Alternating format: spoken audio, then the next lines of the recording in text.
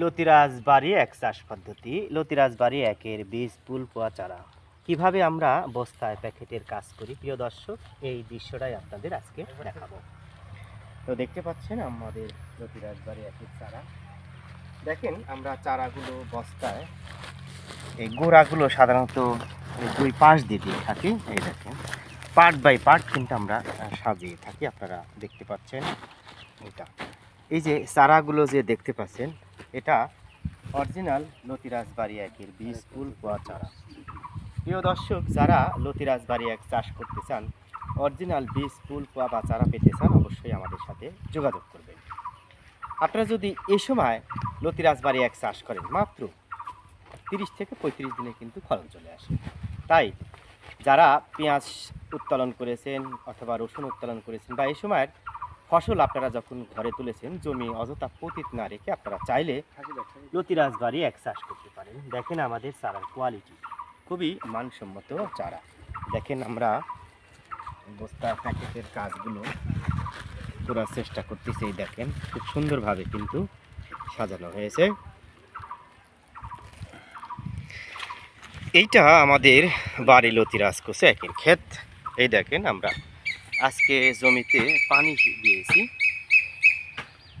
এই জমি থেকে আমরা চারা সংগ্রহ করেছি। আপনারা চাইলে আমাদের কাছ থেকে চারা নিতে পারেন। বর্তমানে লতিরাজ বাড়ি এক চাষ কিন্তু ব্যাপক লাভজনক, যদি আপনি সঠিক সময় সঠিক যত্ন নিতে পারেন। কথায় আছে, যত্নে মেলায় রত্ন তর্ক বহুদূর।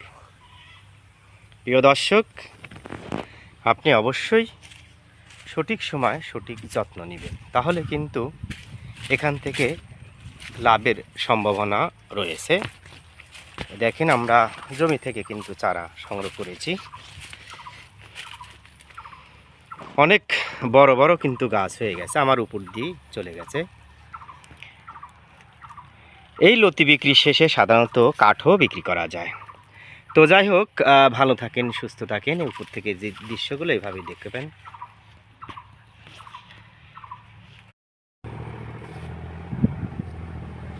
আস্তে আস্তে আসো। লতিরাজ বাড়ি এক চাষ পদ্ধতি। এ সময় লতিরাজ বাড়ি এক চাষ করলে মাত্র 30 থেকে 35 দিনেই ফলন চলে আসে। প্রিয় দর্শক, আপনারা দেখতে পাচ্ছেন লতিরাজ বাড়ি একের বীজ। যারা লতিরাজ বাড়ি এক চাষ করতে চান, ভিডিও স্ক্রিনে ফোন নাম্বার থেকে আমাদের সাথে যোগাযোগ করে চারা সংগ্রহ করতে পারেন। প্রিয় দর্শক, আপনারা চাইলে কিন্তু